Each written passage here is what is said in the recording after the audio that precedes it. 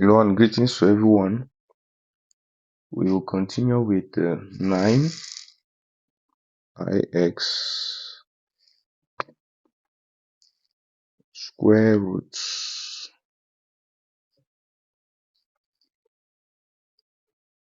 We are going to see how to calculate the square roots of perfect squares.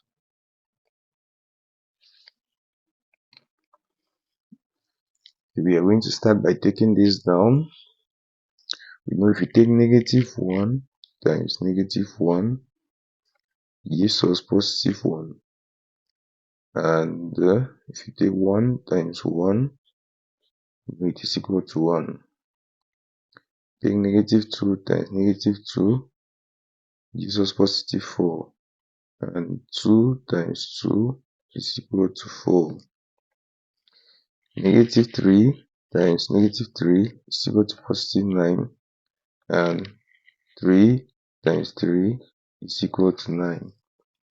If you take -4 times -4 is equal to +16, and 4 times 4 is equal to 16, and so on.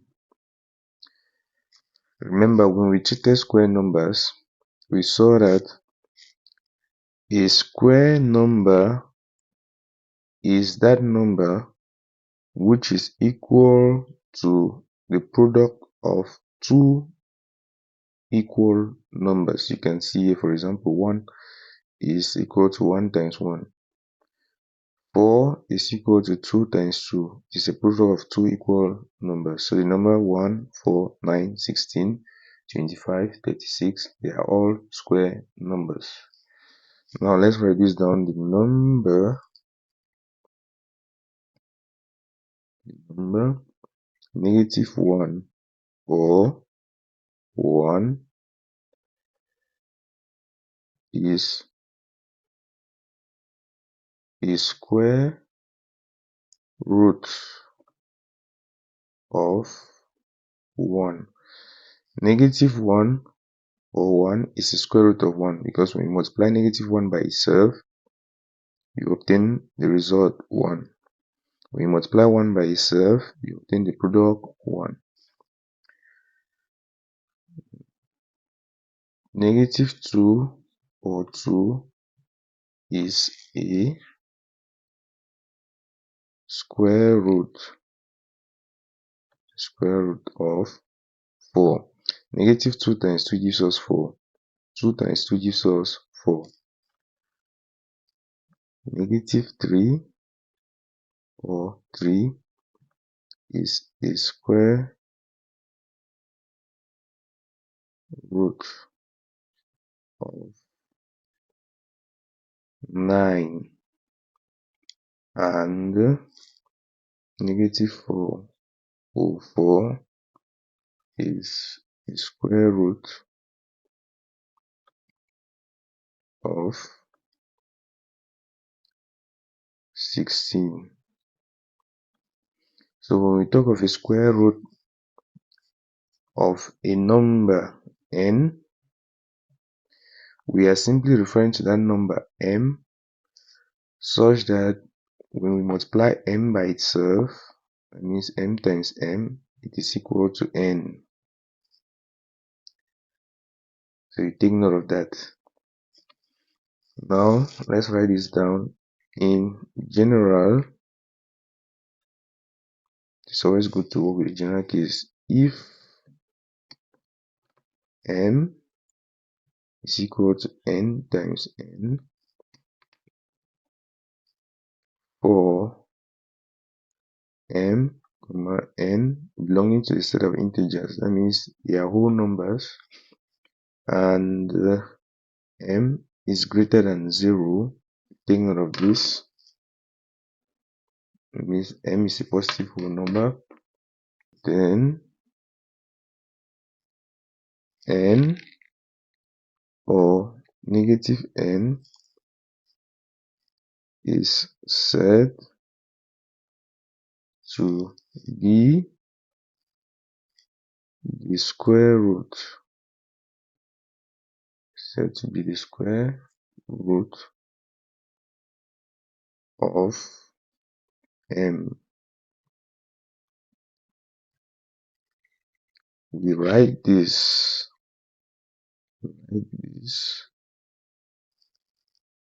down as, so we write it down. Take note of this. Make use of this symbol, and we call it the square root sign.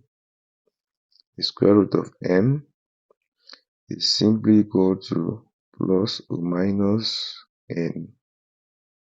Since we know if you multiply negative n by negative n, this will be the same as, we know if you multiply two negative numbers, the result will be positive, the same as n times n. And n times n gives us m. You take note of this. Where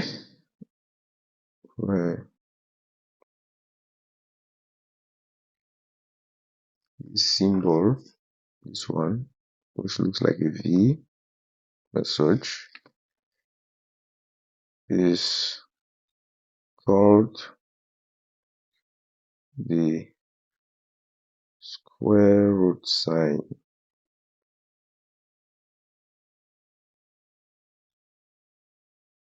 That's how we call this symbol. If we are going to note this down, note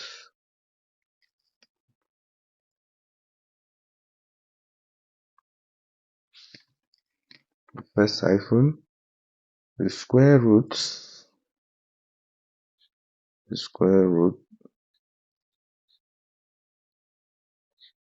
of a square number, square root of a square number is a whole number.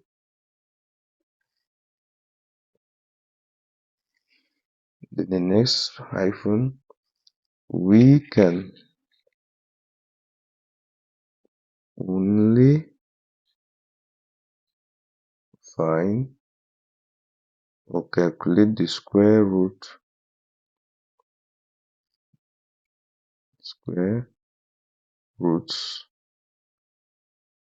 of positive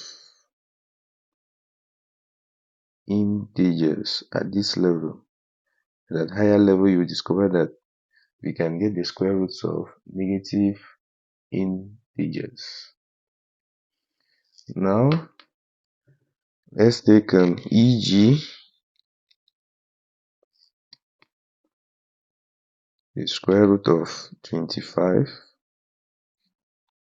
The square root of 25, we know if we multiply 5 by 5, it gives us 25. Therefore, the square root of 25 will simply be positive or negative 5. Because if you multiply negative 5 by negative 5, it gives you 25. The square root of the number 36 is simply equal to plus or minus 6. You know, 6 times 6 gives us 36. Negative 6 times 6 gives us 36. So in this case, it simply means negative 5 or 5 is the result. It simply means negative 6 or positive 6 is the result. We underline the answers.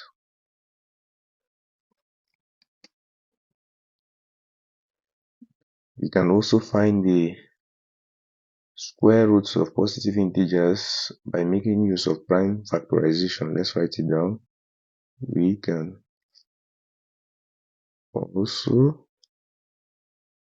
find the positive square root of a number by making use of prime factorization. In this case, we are talking of the positive square root because we know that when we calculate the square root of a number, we have the positive square root and the negative square root. So when we make use of prime factorization, we always obtain the positive square root of that number. And from there now we can easily state the negative square root. Let's take an example on this.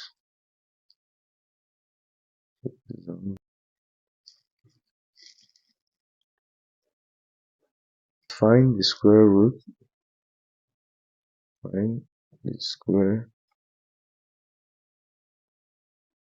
roots of the following.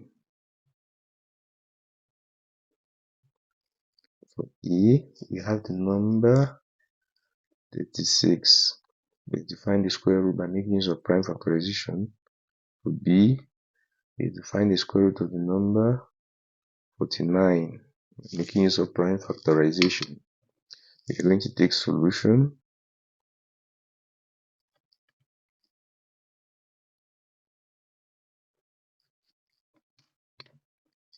First, we need to start with question A.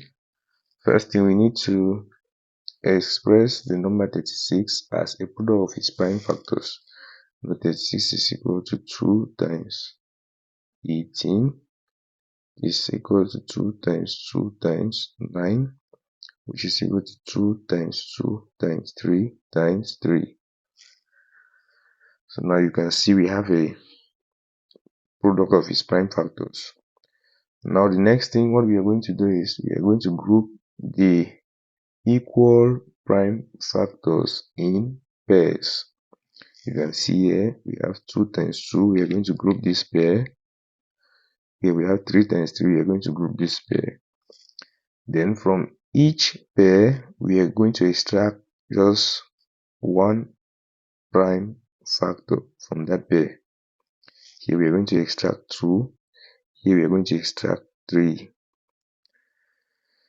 Now for us to get the positive square root of the number 36, we are simply going to take 2 times 3. 2 times 3 gives us 6. Then from here now we can conclude that therefore the square root of 36 will simply be equal to, we know that since we know that for square roots we have the positive and the negative square root, will be equal to plus or minus 6. So this is our result. Now we go to B. We have the number 49. First thing, we need to express 49 as a product of its prime factors. You know, if we divide 49 by 2, there's a remainder. If we divide by 3, there's a remainder. If we divide by 5, there's a remainder. If we divide 49 by 7, it gives us 7. There's no remainder. So 49 can be written as 7 times 7.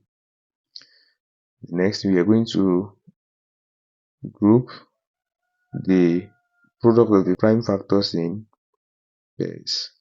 So here we have just one pair, and from this one pair we are going to extract the prime factor which is common, 7. And from here 7 is a positive square root of the number 49. So we can conclude therefore the square root of 49 is simply equal to plus or minus 7. We are done. Line also. Now let's take this down. Let's take this hyphen to find the square root of the number. To find the square root of a number in index form, we simply divide the power or powers of the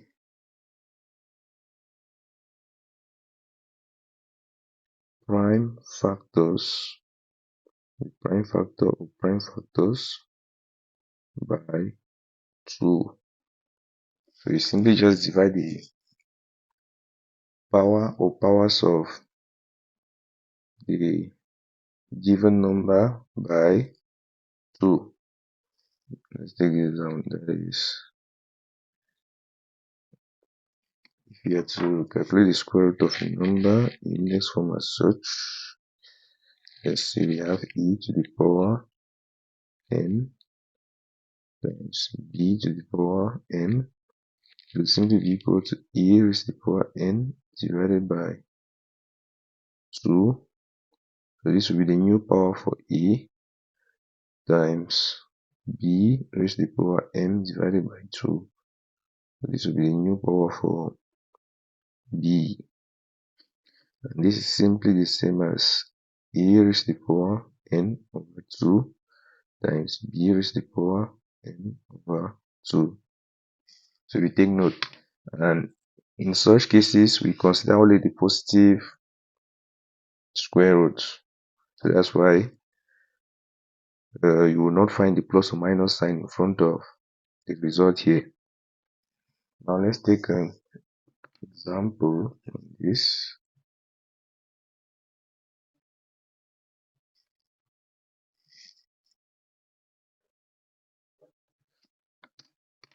Take the first one. Let's take the first question. We need the square root of 2 raised to the power 8. This will simply be equal to, we are simply going to divide the power by 2. 2 raised to the power 8 divided by 2. Which will simply be equal to 2 raised to the power. We know 8 divided by 2 gives us 4. Next, now let's go to B. We have a square root of 2 raised to the power 4 times 3 raised to the power 2 times 5 raised to the power 6. This will simply be equal to, we are going to divide the powers by 2. 2 raised to the power 4 divided by 2 times 3 raised to the power 2 divided by 2 times 5 raised to the power 6 divided by 2. And this will simply give us 2 raised to the power 2 times 3 raised to the power 1 times 5 raised to the power 3. This will simply be equal to 2 raised to the power 2 times, we know 3 raised to the power 1 simply remains 3 times 5 raised to the power 3. So this is our result.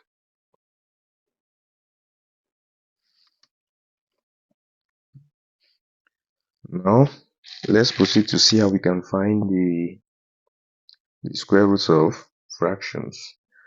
You know, for example, if we take, let's say, negative 2 over 5 times negative 2 over 5, this will simply be equal to, you know, if we multiply two negative numbers, the result will be positive. This will simply be equal to 4 over 25. And if we take 2 over 5 times 2 over 5, is simply equal to 4 on 25. If we take this other case, let's say for this case we have 3 over 4, negative 3 over 4 times negative 3 over 4. The result will simply be 9 over 16. And if you take 3 over 4 times 3 over 4, it is simply equal to 9 over 16. In this case, the number negative 2 over 5 or 2 over 5 is the square root of 4 over 25. In this other case, the number negative 3 over 4 or 3 over 4 is the square root of the number 9 over 16. Let's write it down. The number -2/5 or 2/5 is the square root, because if you multiply -2/5 by itself or 2/5 by itself, you obtain the number 425. Is the square root of 425, and the number -3/4 or 3/4 is the square root of 9/16. So you take note of this. Now let's write this down. To find the square root, this is a continuation of this. To find the square root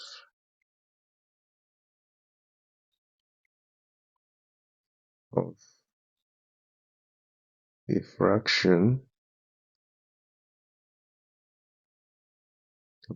we remember when we talk of a fraction, we are simply referring to a number in the form a/b, where a, b, they belong to the set of integers, and b is not equal to 0. This is a fraction. So for us to find the square root of a fraction, the first point, small I, find the square root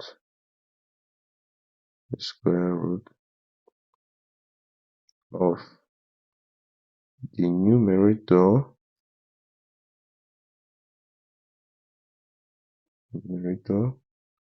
and the denominator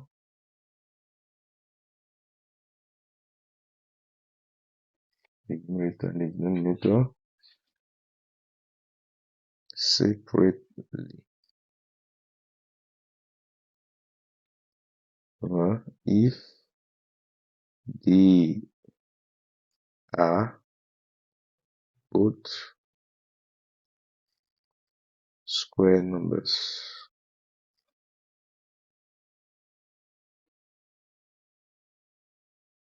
Remember, a square number is a number that can be expressed as a product of two equal factors.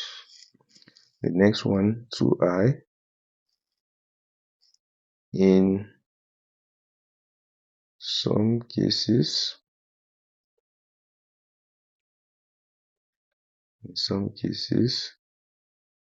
simplify.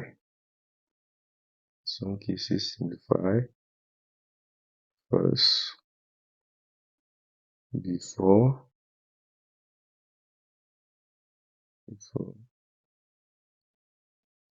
finding the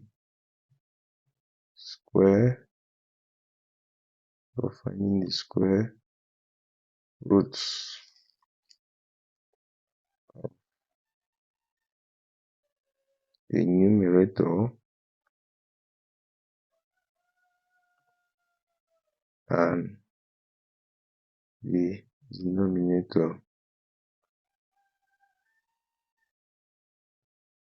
That means in some cases the numerator and the denominator of the fraction are not square numbers.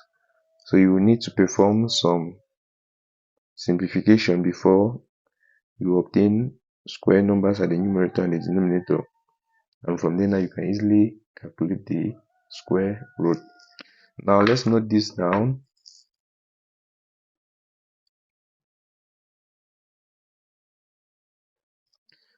If you take the square root of the fraction a/b, such is simply the same as the square root of a all over the square root of b.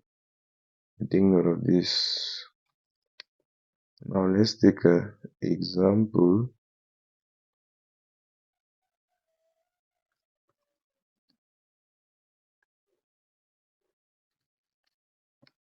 Let's evaluate the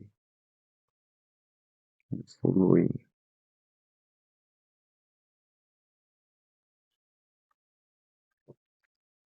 For question A, we have the square root of 9 over 25.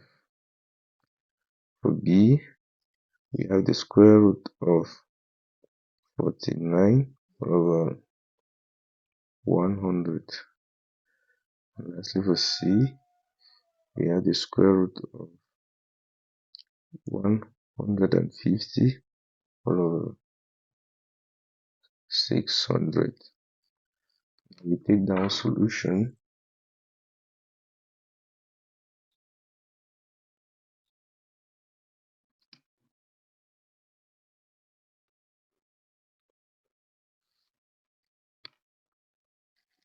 For question E,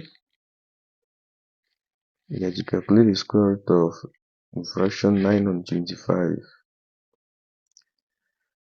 So this will simply be equal to, applying this, that means the square root of 9 over the square root of 25. 9 is a square number, 25 is a square number. So this will simply be equal to plus or minus. The square root of 9 is 3 over the square root of 25 is 5. So the result will simply just be plus or minus 3 over 5. That means if you take positive 3 over 5 times positive 3 over 5, you obtain 9 on 25. Or if you take negative 3 over 5 times negative 3 over 5, you obtain 9 on 25. Now let's go to question B. We have to find the square root of 49 over 100. So this will simply be equal to plus or minus. We know the square root of 49. The numerator 49 is a square number. It gives us 7 all over the square root of 100 at the denominator gives us 10. So this will simply be equal to plus or minus 7 over 10. The next one, if you go to C, you'll see that 150 is not a square number. 602 at the denominator is not a square number. So in this case, you need to perform some simplifications.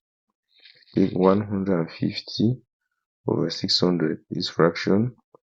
This will simply be equal to, 150 will go into 150 one time.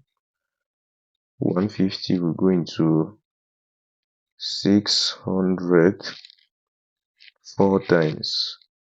Now we have 1/4.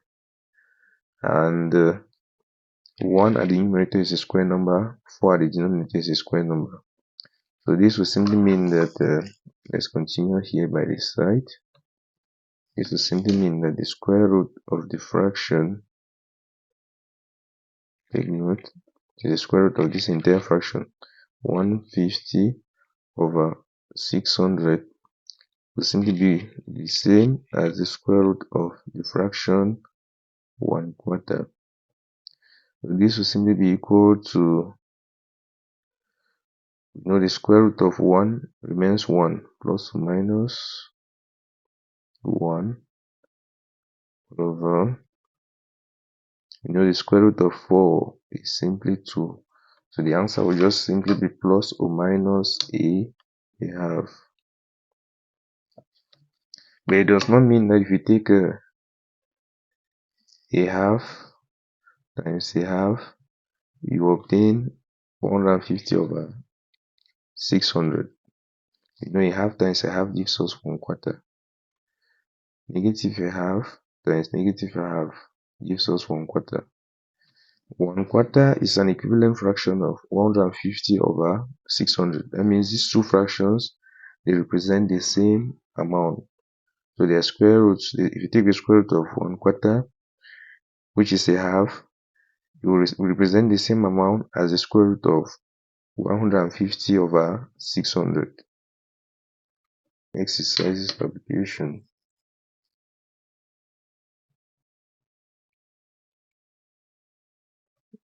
Exercises for application.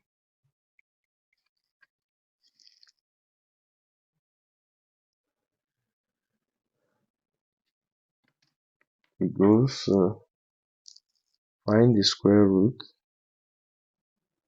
Find the square root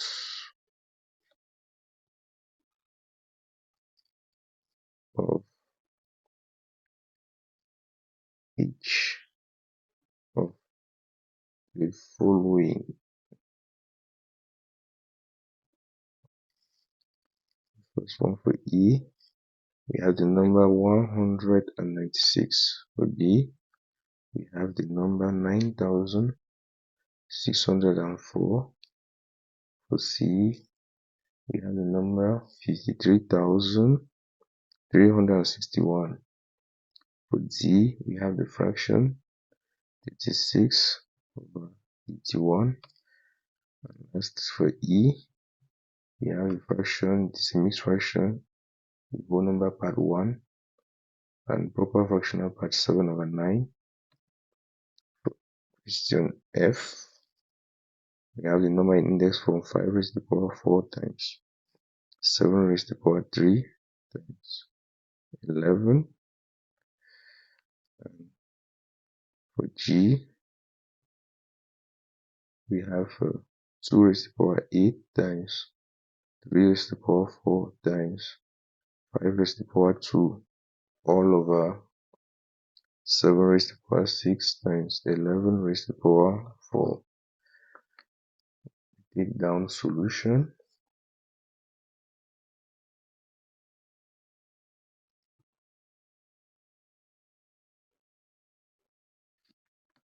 Question E, we have the number 196.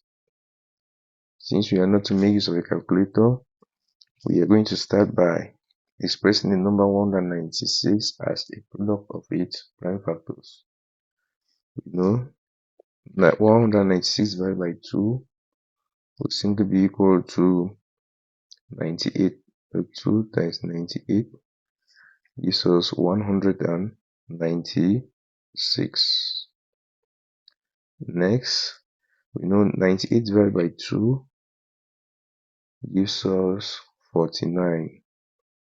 So this is simply equal to 2 times 2 times, we know for 49, the prime factorization of 49 is simply 7 times 7.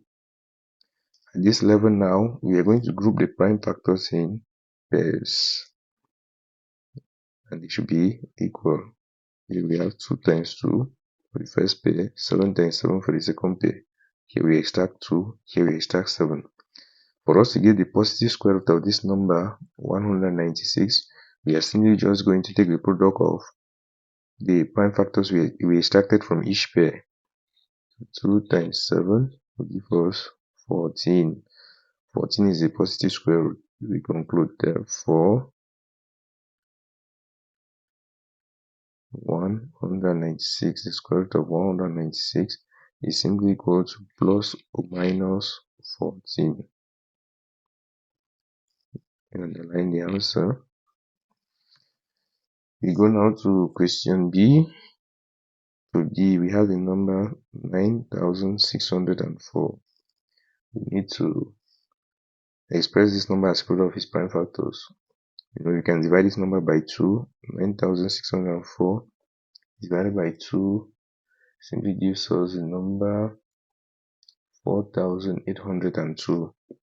2 times 4802. This will be the same as 2 times 4802 divided by 2. This will give us 2 times 2401. At this level now, if we divide the number 2401 by 2, there will be a remainder. If we divide by 3, there will be a remainder. Divide by 5, there will be a remainder. If we divide by 7, there will be no remainder. Yes, it gives you 343. So this will give us 2 times 2 times 7 times 343. Next, this will give us 2 times 2 times 7. 343 divided by 7 gives us 49. So times 7 times 49.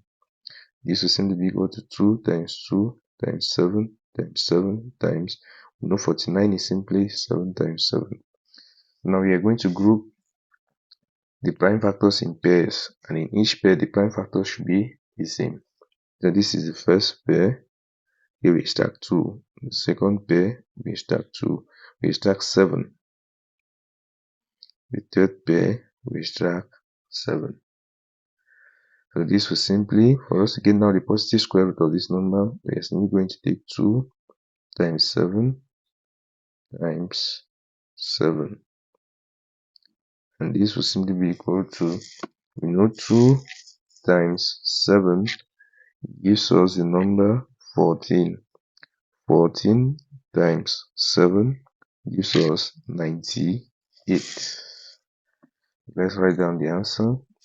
Give us 98. Then we can put therefore the square root of 9604 is simply equal to plus or minus 98. We underline the answer. Let's see, we have the number 53,361. We know 53,361 can be divided by 3. If we sum the digits of this number, we make use of our knowledge of test of divisibility by a certain number by a number. 5 plus 3 plus 3 plus 6 plus 1 gives us 5 plus 3, 8. 8 plus 3 gives us 11. 11 plus 6 gives us 17. 17 plus 1 gives us 18. And 18 is a multiple of 3. That means this number is divisible by 3. 53,361 when divided by 3 is simply equal to 17,787. So this will give us 3 times 17,787. You know this will simply be equal to 3 times 3. You can divide this number by 3. Divide by 3 gives us 59, gives us 5,929. Next, this will simply be equal to 3 times 3 times, if we sum the digits of this number, 5 plus 9 gives us 14. 14 plus 2 gives us 16. 16 plus 9 gives us 25, which is not a multiple of 3. That means this number is not divisible by 3. So we move now to the next prime factor, which is 5. It is not divisible by 5 because the number does not end with a 0 or with the digit 5. We move now to the next prime factor, which is 7. If you divide this number 5,927 by, we divide this number 5,929 by 7, it gives 847. So here we are going to write 7 times 847. This will simply be equal to 3 times 3 times 7 times 847 divided by 7 gives us 121. This will simply be equal to 3 times 3 times 7 times 7 times, 121. Here, we know this number is not divisible by 2, no 3, no 5, no 7. Yes, it is divisible by the number 11. If you take 11, 11 times 11 gives us 121. Next thing, now we are going to group the prime factors in pairs. Here we extract 3, here we extract 7, and here we extract 11. Now for us to get the positive square root of this number, 53,361, we are going to multiply 3 by 7, and we multiply the result by 11. So this will simply give us, we know 3 times 7 is equal to 21. 21 times 11 gives us 231. At this level now, we are going to conclude, therefore, the square root of 53,361 is simply equal to plus or minus 231. And if you multiply the number 231 by itself, it gives you this. If you multiply negative 231 by itself, it gives you the same result. Now we move now to the next question. Question Z. For question Z, we have to find the square root of 36 over 81. It's a fraction. You know, this is simply be equal to plus or minus. You know, the square root of 36 is simply equal to 6 over the square root of 81 is simply equal to 9. I'll underline the result. Go now to the next one. For E, we have the fraction 1 and 7 over 9. First, we need to start by converting this mixed fraction to an improper fraction. The 9 times 1 remains 9, plus 7, it gives us 16 over 9. So taking the square root of this fraction, this mixed fraction, is simply the same as taking the square root of 16 over 9. And this will simply be equal to plus or minus. You know, the square root of 16 is simply 4 over the square root of 9 is simply 3. Underline the result.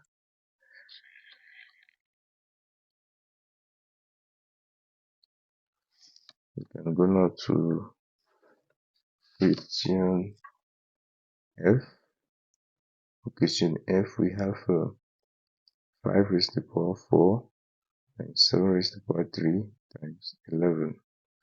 We need to take the square root of this. Square root of 5 raised to the power 4 times 7 raised to the power 3 times 11. In this case, we are simply going to divide the powers by 2. We are going to consider only the positive square root. So this will give us 5 raised to the power 4 divided by 2 times 7 raised to the power 3 divided by 2 times 11 raised to the power, here we know 11 is raised to the power 1 divided by 2. So this will simply give us 5 raised to the power 4 divided by 2 gives us 2 times 7 raised to the power 3 over 2. We are going to keep this as a fraction times 11 raised to the power 1 divided by 2. We know it is simply half. So this will be our answer.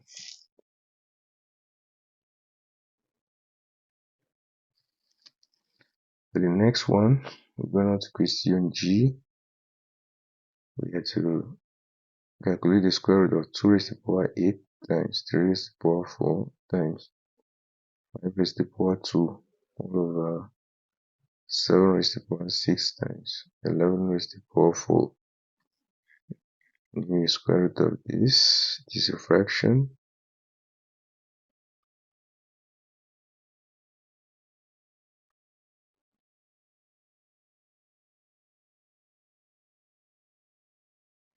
This will simply be equal to, we are going to divide the powers at the numerator and at the denominator by 2. This will simply be equal to 2 raised to the power 8 divided by 2 times 3 raised to the power 4 divided by 2 times 5 raised to the power 2 divided by 2 all over 7 raised to the power 6 divided by 2 times 11 raised to the power 4 divided by 2. And this will simply give us 2 raised to the power. We know 8 divided by 2 gives us 4 times 3 raised to the power 4 divided by 2 gives us 2 times 5 raised to the power 2 divided by 2 gives us 1 all over 7 raised to the power 6 divided by 2 gives us 3 times 11 raised to the power 4 divided by 2 gives us 2. And this will simply be equal to 2 raised to the power 4 times 3 raised to the power 2 times 5. 5 raised to the power 1 remains 5 over 7 raised to the power 3 times 11 raised to the power 2. This will be the final answer. And we are done with the correction of the exercise for application. If in case you have any worries, make sure you leave your questions at the comment section. Thank you very much for watching.